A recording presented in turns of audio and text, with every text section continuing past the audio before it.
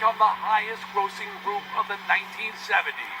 They took horror movies and they took rock and roll, they combined it and made a rock and roll horror movie.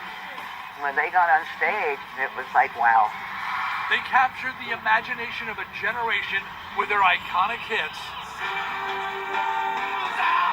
School's Out is one of the top songs of all time. It's an anthem.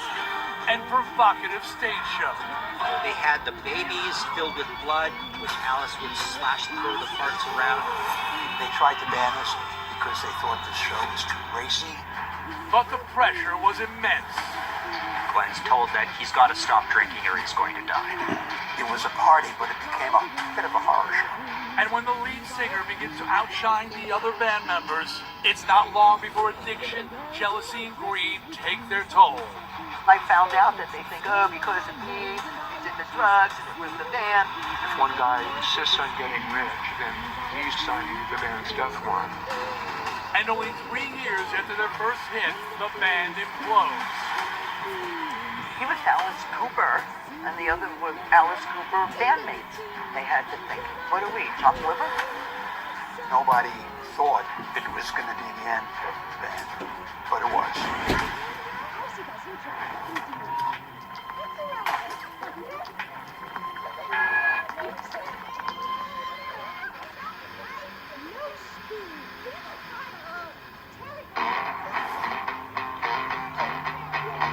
November 2nd, 1971, Pierre Cardin Theater, Paris.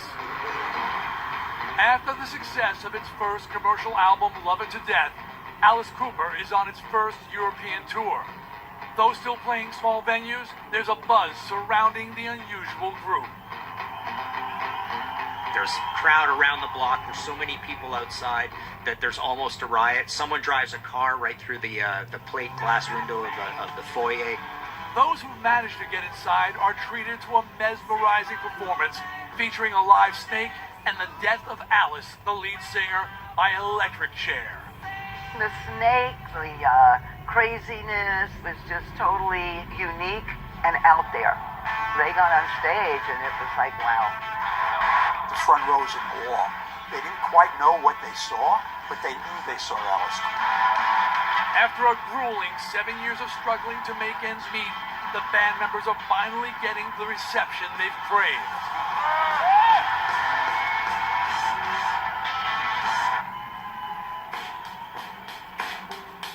After the gig, a party is held for the odd-looking group. It was quite the quagmire. The band's name is Alice. They're dressed like transvestites. The girls love them. They love the girls. Nobody knew what it was. And that was really the essence of the whole thing. We created a mystery and put it on stage. At the center of attention is Alice, a.k.a. Vincent Bernier, charismatic lead singer and living nightmare of parents across the globe. He had a snake around his neck, a kick-ass attitude. He was the front man and lead singer. The rest of them had to provide the music that he provided the theatrics. Dennis Dunaway, bass player and band peacekeeper. He was like the quiet leader. He was the inspiration for a lot of the theatrics and the artwork. Neil Smith on drums. Neil Smith, platinum god. It was I'm the star of the show, and anything that happens around me is sort of incidental. Keep the spotlight on me. Michael Bruce, rhythm guitarist and chief songwriter. Michael's actually a football star in his high school. He was pretty much a jock, but he was the most adept at songwriting out of all the members of the band. And Glen Buxton, lead guitarist and band wildcard. He's the guy with the flick knife in his pocket and always getting stopped for, he's got drugs on him and he's drinking all the time, but he was somewhat the soul of the band. The intriguing frontman is the sole focus of the press that has come to see them perform. He was everything that they didn't expect him to be. He was creative, he was funny, he was profound. And Alice's monopoly of the spotlight is beginning to rankle the other members of the group. The guy said, hey, people are thinking it's all Alice, Alice, Alice. And they were right, because they were sort of getting the short end of the stick. The The story of Alice Cooper began in 1964 in Phoenix, Arizona, when Vincent Bernier, the son of a Mormon preacher, Dennis Dunaway, and Glen Buxton performed in a school talent show. They decided to do a Beatles spoof. They donned Beatle wigs, and it went over very well, actually, because they weren't really a band and they weren't really musicians at the time. But it went over very well, especially with the girls in the audience. And so they decided, hey, let's form a band. They became the Spiders. They put out a single called Why Don't You Love Me, and it got played on local radio. And they quickly became a band that actually was a going concern, a garage rock band. 64, 65, 66. In 1966, the group's members graduated from high school. Michael Bruce joined on rhythm guitar, and the band recorded a second single, which became a local #1 hit. Soon after, Neil Smith joined on drums, completing the known lineup, and the band, now named the Nazz, headed to LA. But on arrival, they found the name was taken. Alice came up with the name Alice Cooper, which was more American than apple pie, a great name. She might be the nice little old lady down the street, but she might be like baking children into the pies or something. You think you might be getting a female folk singer, but you get these hungry, crazy, long-haired guys making ridiculous music. But despite the name, the reception in LA was not what they hoped. It was the late 60s, era of love, sex, rock and roll. There were love-ins, there were be-ins, and the band was hated pretty much not only by audiences, but by other bands.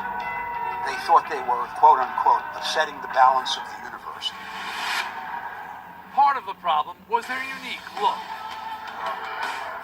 Neil Smith's sister, Cindy Smith, was a seamstress, and she would craft all these clothes for the band in the early days. People weren't sure if they were girls, they were guys, they were transvestites. It caused a lot of sexual confusion because you have to remember this is 1968 and no one was wearing female clothes like that. But their luck would change following a chance meeting between Cindy and future co-manager Joe Greenberg. My best friend and I, Chef Gordon, had an apartment at the Landmark. It was the mecca of all the rock bands in LA. We were, at that time, selling pot. But we knew we couldn't do that forever. I walked into a clothing store, and I saw these two beautiful blondes. I started chatting one up, and she told me that my brother's band needs a manager. I looked at her, I said, I'm a manager, having no experience, but I had a friend in New York who was. And that's how I became Alice Cooper's manager. The first time I heard the band was at a free concert. We couldn't pay the audience to stay. They ran for the doors. They did this song, and the idea of the song was Alice went into this little playhouse, and he sang, "Nobody likes me." Nobody likes me. Nobody likes me a lot. And at the end they would sing, yes, we all hate you. We hate you a lot. The feeling was mutual. And people would throw things. But Shep and Joe believed that they could harness this emotion and make a success of the band. Any publicity, even if it's bad publicity, is good publicity, and the power to clear a room like that could be harnessed for evil, for rock and roll evil, essentially. We didn't know much about it, but we had an idea that we were going to do all their business and make them the #1 group in the world. Joe, Shep, and the band thought they were onto a winning streak when they were introduced to legendary musician and producer Frank Zappa. This guy said, "Did you know Frank Zappa is starting his own label, Straight Records? And you guys are just crazy enough to get on the label." They recorded an album with Zappa, Pretty's For You, but the result was disappointing and failed to chart. Eventually, they decided, okay, we're going to leave LA. This isn't really our scene.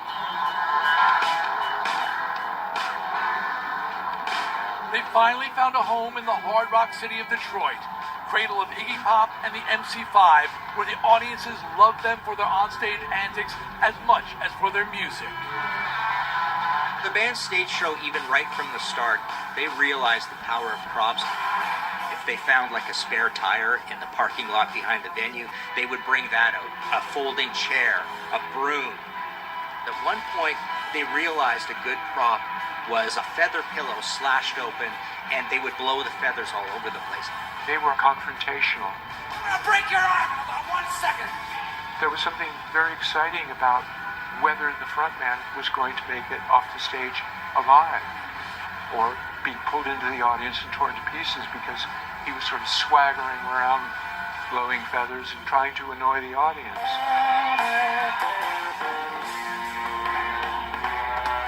When a slot was secured at the 20,000-strong Toronto Rock and Roll Revival Festival alongside John Lennon, Joe knew they needed to up the ante. I confess, I bought the chicken to Toronto. Alice throws this chicken out into the crowd, and the crowd essentially tore the chicken to pieces. There was blood and parts all over the place. It makes them look like evil dudes, like this really scary band, and it absolutely got them a lot of press. But despite their newfound notoriety, by September 1970, the band still didn't have a hit and were increasingly desperate. You need a hit record. You need to get on the radio to survive, or else you're just going to wind up beating each other to a pulp out of frustration. We needed to get something going. I mean, you know, how many chickens can you throw before they throw you off the stage? In September 1970, the band was living in a rural farmhouse in Michigan and had been given a last chance by their label. If they could write a hit single with the help of new producer Bob Ezrin, more money would be given to them to create an album. If not, the band would receive no more support and have no option but to fold. But the relationship was not straightforward. There was a lot of tension between Michael and Bob Ezrin. Michael Bruce is self-taught. Bob Ezrin was a classically trained musician. And there's always the thought one is more talented than the other, or one is better than the other. But that push and pull between them really is what developed the Alice Cooper sound. Together, Bob Ezrin and guitarist Michael perfected the band's song, I'm 18. It was a great song. He helped them basically make it a pop record.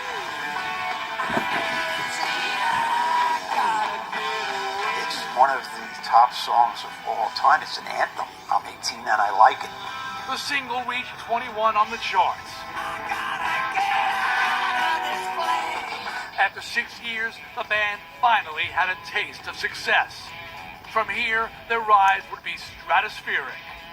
18 changed everything. But they say success is harder to handle than failure.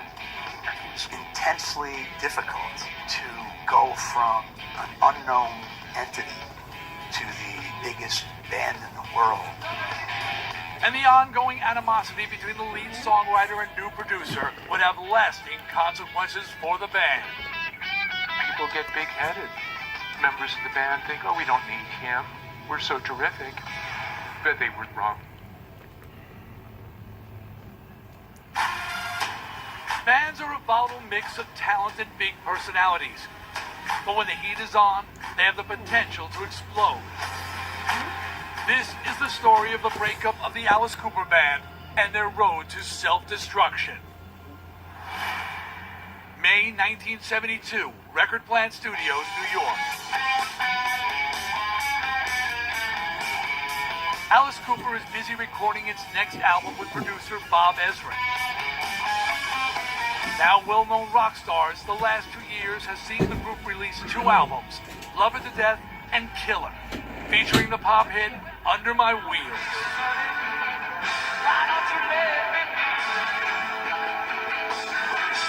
A lot of people think that's the best song Alice Cooper ever did, Under My Wheels. It's a great rock and roll song.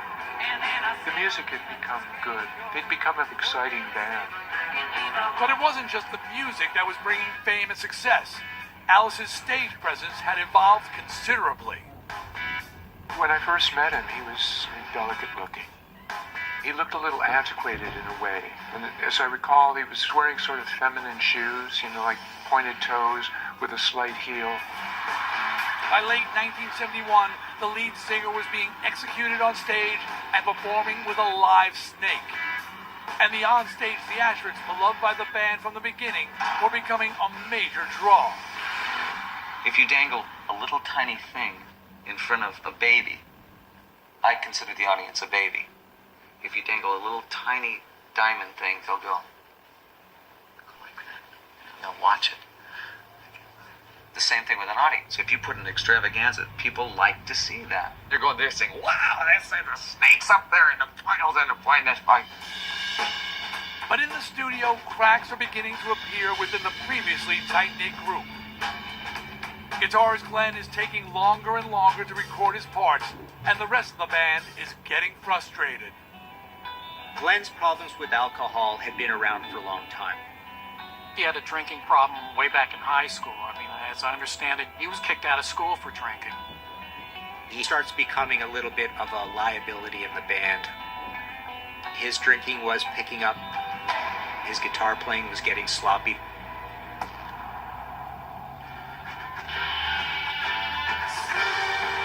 Despite the issues with the lead guitarist, the new album School's Out, distributed in paper panties, will go on to define the group and help them become the #1 rock band on both sides of the Atlantic.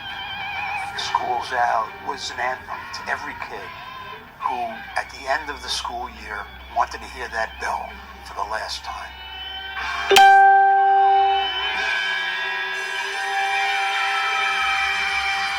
The kids loved it. It changed the course of the group's history, no doubt. Off the back of its recent success, the band had recently moved into a mansion in Connecticut, the Gillespie Estate. And with more fame and wealth, Glen's problems got worse. People would flock to the Gillespie Estate to party, and the band, being the nice hospital guys they were, they didn't throw anybody out. So people would come with lines of drugs, and, ounces of cocaine and marijuana. People would come and start shooting the statues and shooting the beautiful paintings. It was a party, but it became a bit of a horror show. The lead guitarist struggled to deal with the rapid change in the band's circumstances. He was different, and he was human, and he wasn't phony. He was kind, sweet, funny. He was so nice to everybody. Part of the problem, because people took advantage.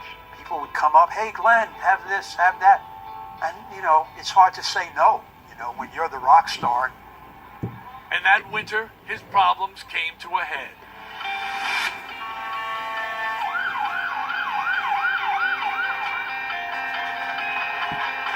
December 1972.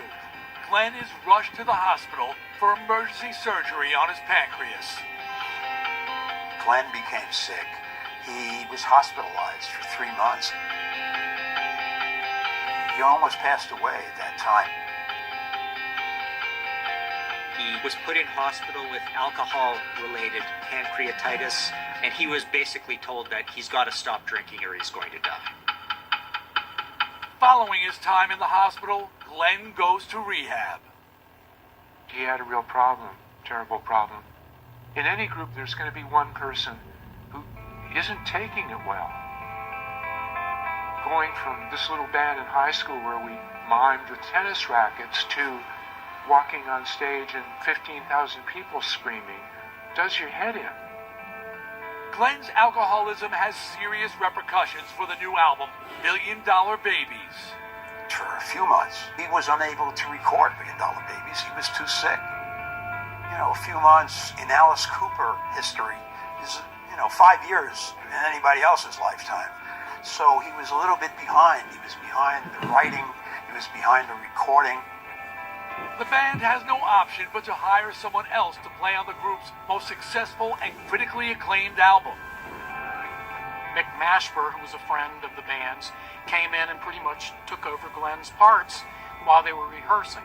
And they brought tapes of the songs over to Glen saying, start working on them. This is the new record. And he said, I am. And when he got out, he hadn't worked on anything. When Alice Cooper goes on to tour the album, Mick is employed to play Glen's part. Glen appears, but his amp is turned down. Maybe he was still a little sick from when he was an alcoholic. and had conditions, but whatever it was, he had trouble performing. He did. It would be a terrible thing to have been instrumental in helping the group attain that level of success and then be unable to participate and to be replaced. I suspect that it was hard on all of them. A comrade they'd been through a lot of stuff with. What is interesting is that they do try and maintain Glen's part in it, even name. And while some would argue, well, yeah, but he's not really playing, I think that this is a protective maneuver on, from the side of the rest of the band to keep it sort of in-house rather than exposing it. Despite the good intentions behind the move, Glen blames Michael for bringing in his replacement and is now openly hostile towards the other guitarists in the band. At the same time, other tensions are starting to become apparent. September 1970, Pontiac Farmhouse, Michigan. Lead songwriter Michael Bruce brings up the thorny question of writing credits on what will be the band's first successful album, Love It to Death. Dennis wanted there to be just a group umbrella band credit on everything, but Michael Bruce wanted individual credits. The first two records, all the band members contributed equally in the songwriting. And in a way it was neat and came out with some interesting stuff, but in a way it was like 5 different chefs trying to cook a bowl of soup. And because they didn't get any hits on the first 2 records, Michael felt it was time for each writer to get individual credits, and that if you wrote the song, it was pretty much your song and it had to go the direction you wanted. Typically, Michael would write the melody and Alice would write the lyrics. Michael and Alice are credited on the majority of the songs, and as a result earn approximately 3 times as much as the others when it comes to record sales. Nothing can tear a group apart like the bickering for credit and you seeing that one guy is getting publishing royalties and the others aren't. I mean, that creates a lot of ill will. And the extra income from writing credits further elevates Alice from the rest of the band, allowing him to rent an apartment in New York with girlfriend Cindy Lang hundreds of miles away. Alice wasn't there when we were hanging out. It was like a whole different dynamic, even though they were in the group together. Alice and Cindy lived in New York, they did New York things, the rest of the group was in Connecticut. Totally different lifestyle. He started hanging out with a lot of comedians and actors, Groucho Marx, George Burns. He was sort of in a different class of people. Alice's double life will lead to resentment on the part of his bandmates and further pressure on the group. January 1973. Alice Cooper, now the highest grossing band in America, has just finished recording its 6th album, Billion Dollar Babies. They released their first music video for the single Elected, where the charismatic lead singer plays at running for office. To the annoyance of the other band members, they are hardly featured. By this point, the lead singer is the exclusive spokesperson for the band Alice Cooper, a conscious decision on the part of management, and his fame now outshines the other members of the group. When I first started bringing Alice to interviews, I saw that he was amazing. He could talk about any subject to anybody for any length of time. Every city we did, he would go to the radio stations, he would go to the press. He's starting to show up on TV shows, he's on Hollywood Squares, he's on talk shows all the time. The Alice attitude is not that you go out to the audience and go, gee, I hope you like us tonight. The attitude is, you're going to like me or else. And that's the attitude. That's part of Alice. That's where you have to psych into, It's like a love affair.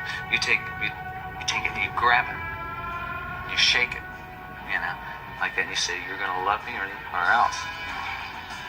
Whoever he talked to, they loved him. It was all Alice. Then, everybody was partying. There are times when they probably would have liked more of the limelight. And in terms of the band having the one guy's name, bad move. That was their fatal mistake. It was in the early days of the band that lead singer Vince took the unusual step of taking the name of the group also as his own. They probably didn't give it a minute's thought. They thought it was funny and cute, and years later came to regret it. But as Alice's star rose, his fellow musicians started to feel sidelined. It was a situation where, if you realize that it was the 5 members of the band that made the band happen, those 5 guys all had egos. So I don't blame the rest of the guys for having a resentment. There's no way you couldn't. It was Alice Cooper, and the other was Alice Cooper bandmates. You know what I'm saying? Highlighting his newfound status as a cultural icon, in April 1973, surrealist Salvador Dali approached Alice to work with him on an artwork. Dali will do a hologram of Alice Cooper's head and will paint ants on a brain on top of his head. Okay? I said, yeah, great. Let's do that. I didn't know what a hologram was. But when it was time for the unveiling of the hologram, only Alice was invited. Bassist Dennis took the slight particularly hard. Dennis was the most avant-garde out of everybody in the band. He was actually the original leader of the Spiders. He and Alice had bonded over a love of Dali and the Surrealists back in high school, and he was responsible for a lot of the ideas behind Alice's onstage persona. I wasn't even told that it was going on. The band had been sent one place, and Alice went to the unveiling. Here's something that's symbolic of our achievement of our vision, and then I was excluded. That really hurt me because even though I was happy for Alice, I just felt like I was left out of something that him and I should be sharing. The fractures within the band are exacerbated by the enormous pressure they're under to perform each night. On March 1st, 1973, Alice Cooper embarks on its biggest tour to date. The stage show is like nothing seen before, complete with professional magician and a guillotine which beheads Alice nightly. It was frightening back then, to see this guy getting killed. The $1 Billion Babies tour was the biggest tour in the history of music up to that date. I mean, they did, I think, 50 cities in 60 days. It was a backbreaking tour. It was a tour that ended all tours, especially for this band. One song in particular drives the audience into a frenzy.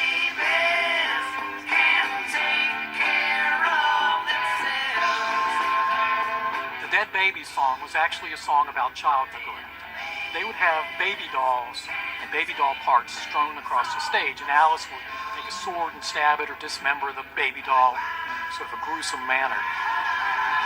Dead Babies struck me as trying a little bit too hard, You don't really sing about infanticide. It's a lapse in taste. The ASPCA, the mayors and the townspeople who were in charge of the communities were not too crazy about it. They tried to ban us in Utica, New York. There was a lot of that. Alice suddenly finds himself at the center of a lot of negative press, charged with corrupting America's youth. People frequently protest outside venues. One incident in particular haunts the band. A 14-year-old dies replicating an Alice Cooper stunt. Evidently, some young boy decided to try to hang himself for his friends, and I think he did it one time, and the second time he actually did hang himself. And it was a tragedy. Rather than party with the rest of the band, the lead singer starts to retreat into himself. Vince was very different from the character he'd created, more interested in his new hobby playing golf and being on quiz shows than sadism. But over time, there's increasing pressure to maintain the character of Alice around the clock. He feels like he always has to be Alice 24/7. And it started to really wear on his psyche. All the being Mr. TV, Mr. Showbiz, also playing all these characters on stage and being the lightning rod for all of the debate. I can't be Alice all the time because he's a little bit too dangerous. People expect me, a lot of people expect me to be running around chasing groupies with axes and things, which I only do on weekends. No. But I mean, then they see me out on the golf course and they go, wait a minute, that can't be the same guy I saw with a snake on TV. Alice had started drinking beer back when the band first arrived in LA and now drank throughout the day. Sorry, Alice, but I just know you woke up to a beer every morning. Did he have one after that? Who knows? Are you telling me that you float forward on the tide of booze? Oh, me? Not you. You're the thing that propels you forward. Can I just smell? No, I'll tell you the truth. I don't. Oh, wait a minute. No, go ahead. Alice was an alcoholic. There's no doubt about it.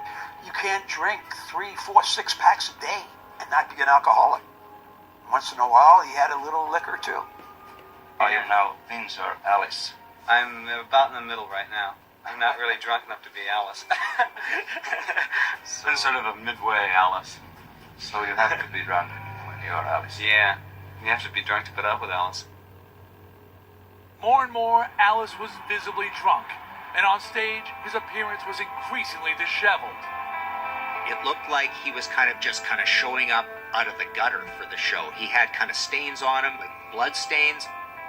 And as the drinking happens and his alcoholism grows, he's stumbling around. He's not exactly in command of what's going on. It's almost like he's being attacked by all these psychic forces that is turning him into this damaged figure.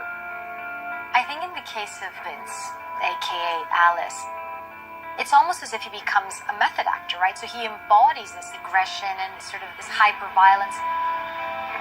And obviously Vince finds this difficult, right? So he starts kind of having to use alcohol to do this. So in some ways, the character that's bringing him the fame and notoriety and money and success is also exhausting. And perhaps this need to kind of go back to basics when he wasn't being Alice Cooper. Here I am playing golf, basically kind of wanting to expose that other side as indeed a performance. He will later claim to finish the $1 Billion Babies tour with 6 broken ribs, a broken wrist, a fractured elbow, and 20 pounds overweight, bloated with fluid. And an exhausted alcoholic lead singer trapped by the character he's created is only one of the many problems facing a band that by now is all but falling apart. Look at me. Would you buy a car from this man?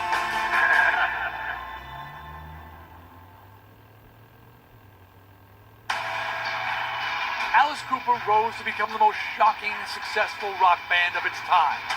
But competing egos and spiraling addiction issues would bring the band to its knees. September 1973, Nimbus 9 Studios, Toronto. The band is back in the studio having just finished the back-breaking $1 Billion Babies tour. They are rehearsing their 7th album, Muscle of Love, teaming up again with Bob Ezrin. Tensions within the group means the musicians frequently record separately to each other, and old grievances rear their head when Bob Ezrin arrives to work with Michael and Neil. Michael, Bruce, and Bob have quite a dust-up over the song Woman Machine. After a little recording booth, sort of, saying, yeah, you need to do this and you need to change that, and that went on for a couple hours. Michael didn't want to change it the way Bob wanted it to be changed, and Bob, in a huff, just says, I'm out of here. So Bob Ezrin was out, and everybody felt that the sessions for that record were quite difficult, and the results weren't that great. Muscle of Love will reach number 10 on the charts and is broadly panned by the critics. What's missing on the record is that the thread that ties it all together, and that thread was Bob Ezrin. Having been working for nearly 10 years without a break, that winter the band goes back on tour to promote the new album. But the atmosphere is frosty.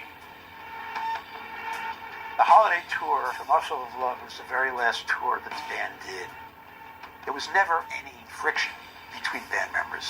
And it was just sadness, there was neglect. Everybody's exhausted. Glen Buxton is not really up there able to play guitar. It was a lot of work, a lot of records in a very compressed time space, and it felt like things were unraveling. December 1973. The tensions that have been mounting come to a head when drummer Neil loses his cool. The drama was always ever escalating. Neil's the big rock star in the band, you know, no one tells Neil what to do. So he gets into a limo, the driver tells him it's Alice's limo, and Neil has a big tantrum. Neil carried a lot of shows in the beginning. If I'm one of the other guys and I can't get into the limo, that would kill me. I don't know what I would have done, but that could be very threatening and sad. They had to think, what are we, chopped liver? You know, because how do you not think that? When you are a contributing factor to a super group that isn't recognized as super, except the lead.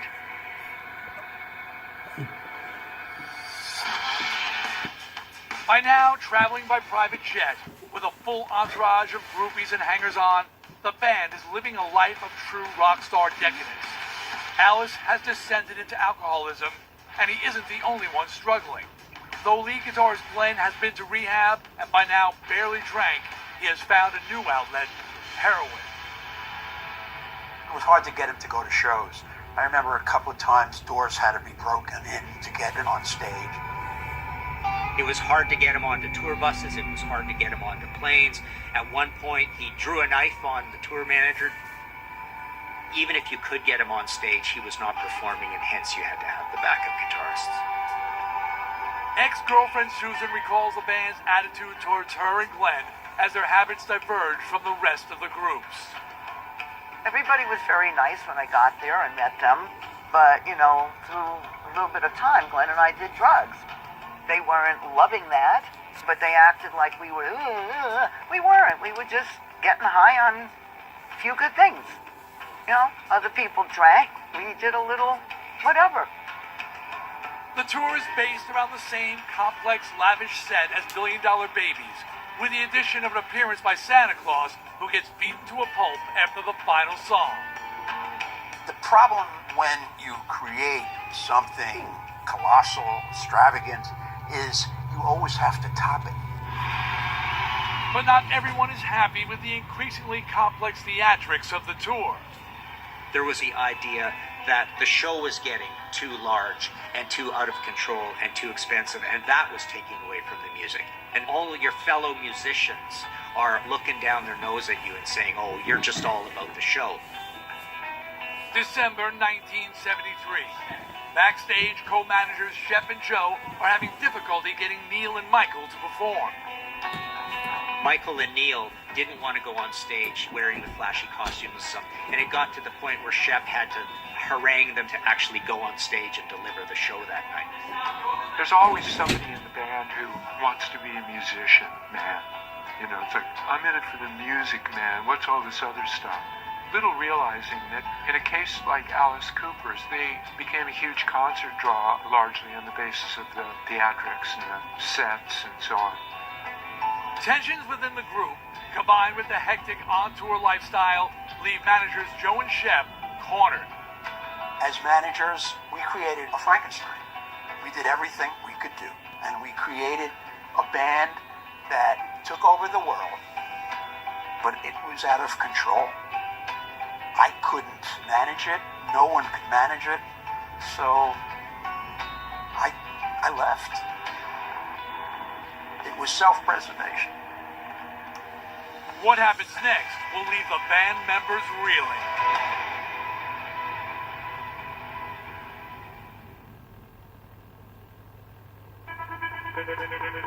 Spring 1974. The group has recently finished the Muscle of Love holiday tour. In a rare moment of downtime, drummer Neil and guitarist Michael call a band meeting. Michael wanted to put out his own solo record. Same with Neil. And it's not that crazy of an idea. A lot of bands have done it. Kind of get some of these ideas out of his system and then come back and they would all be refreshed and work with the band again. Dennis and Glen are against the idea, but are overruled. It was agreed upon that they would take a year off. So at this point, it looked like, you know, the guys were going to actually have their first hiatus. Little do the band members know, this decision will majorly backfire for the rest of the group. Meanwhile, an opportunity presents itself to Shep Gordon, the remaining manager, and the increasingly weary lead singer. In March 1975, Alice releases a solo album, Welcome to My Nightmare, produced by Bob Ezrin, supported by a TV special and a multi-date tour. It was very successful because he would have been hard-pressed not to do well at that point, and it was a good album. He was sort of the personification of the group, and he had the name. Those two things are quite powerful. It does fulfill the idea that Alice has become a brand that it's almost inconsequential whether it's the original band or not.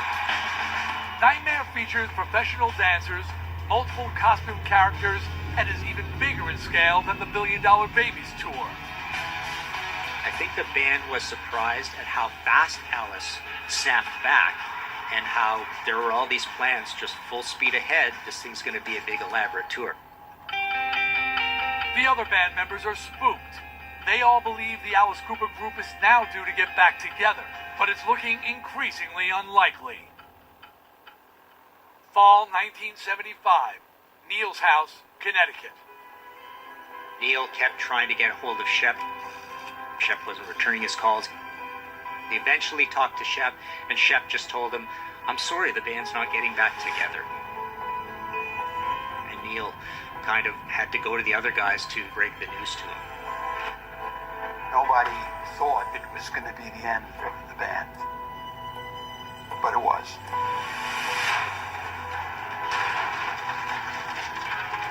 There was never an agreement that this is the end.